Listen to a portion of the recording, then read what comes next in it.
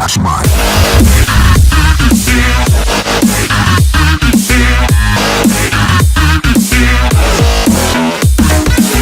अस्सलाम वालेकुम व्यूवर्स, मेरे चैनल में मैं आपको खुशामदीद कहती हूँ।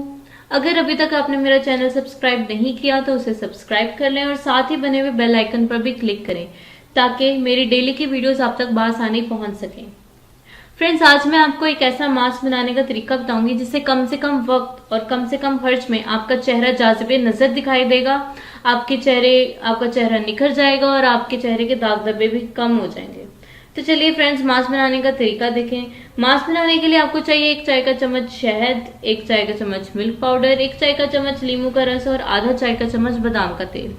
इन सबको आपने एक बाउल में डालना है, अच्छी तरह मिक्स करना है और एक पेस्ट बना लेना है। ये पेस्ट आपने बना के अपने चेहरे पर अप्लाई करना है 10 से 15 मिनट तक और फिर आपने अपना चेहरा नीम गर्म पानी से धो लेना है। याद रहे कि चेहरा सिर्फ नीम गर्म पानी से धोना है, किसी किस्म का फेस वॉश इस्तेमाल नहीं करना। इसके इस्तेमाल से आपके चेहरे में चमक आ जाएगी और दाग धब्बे भी साफ हो जाएंगे, आपकी रंगत भी गोरी हो जाएगी। अगर आप इस मास्क को हफ्ते में 2 से 3 दफा इस्तेमाल करें ना तो आपके चेहरे के काफी सारे मसले वैसे ही हल हो जाएंगे।